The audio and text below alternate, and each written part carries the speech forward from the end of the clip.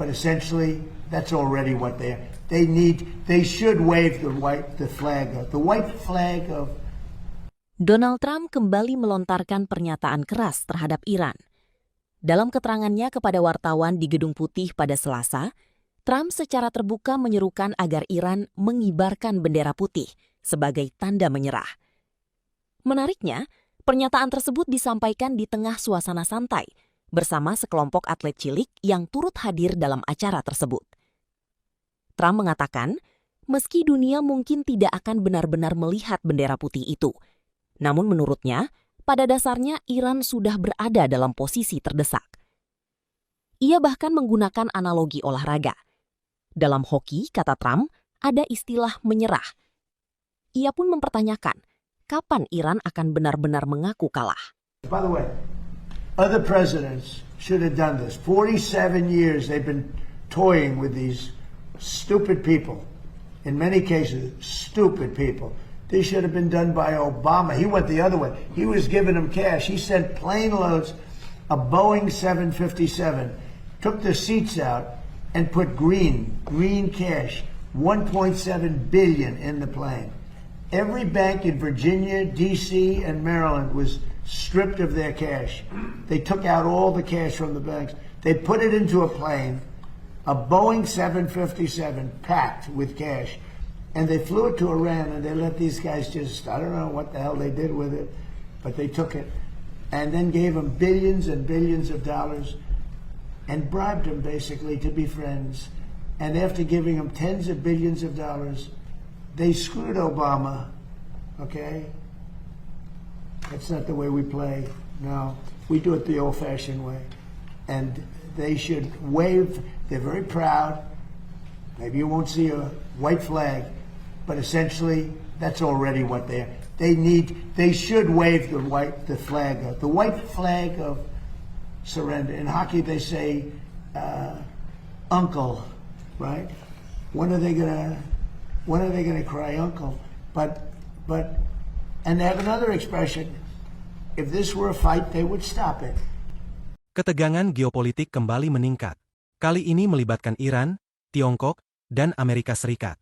Menteri Luar Negeri Iran, Abbas Araghchi, melakukan pertemuan penting dengan Menteri Luar Negeri Tiongkok, Wang Yi, di Beijing pada hari Rabu. Pertemuan ini menjadi sorotan, karena berlangsung hanya sepekan sebelum kunjungan Presiden Amerika Serikat, Donald Trump, ke Tiongkok, yang dijadwalkan bertemu dengan Presiden Xi Jinping. Dalam pernyataannya, Araghchi menegaskan bahwa Iran menghargai sikap tegas Tiongkok, terutama dalam mengecam langkah Amerika Serikat dan Israel. Ia juga menegaskan bahwa hubungan antara Iran dan Tiongkok akan semakin kuat di tengah situasi global yang memanas. Menurutnya, Iran hanya akan menerima kesepakatan yang adil dan komprehensif. Araghchi sendiri diketahui telah tiba di Beijing sejak Selasa untuk menjalani serangkaian konsultasi diplomatik. Dalam pertemuan tersebut, kedua pihak membahas hubungan bilateral serta perkembangan situasi regional dan internasional yang kian dinamis. Sementara itu, dari Washington, Donald Trump kembali membuat pernyataan yang mengejutkan. Pada Selasa malam, ia mengumumkan adanya jeda dalam program yang ia sebut sebagai Proyek Kebebasan, yakni misi untuk memandu kapal-kapal yang melintasi Selat Hormuz. Namun sehari sebelumnya, Trump sempat melontarkan ancaman keras. Ia memperingatkan bahwa Iran akan lenyap dari muka bumi jika berani menyerang kapal-kapal milik Amerika Serikat. Situasi di Selat Hormuz sendiri semakin memanas. Amerika Serikat dan Iran saling melontarkan klaim yang bertentangan terkait insiden di kawasan tersebut. Washington mengklaim 2 kapal telah berhasil melewati selat. Namun hal ini dibantah keras oleh pihak Iran. Trump juga menyebut bahwa militer AS telah menembak jatuh 7 kapal cepat milik Iran. Namun, Teheran memberikan versi berbeda. Mereka menyatakan bahwa 2 di antaranya adalah kapal sipil. Dan insiden tersebut menyebabkan 5 orang tewas. Menanggapi hal ini, Araghchi melontarkan kritik tajam.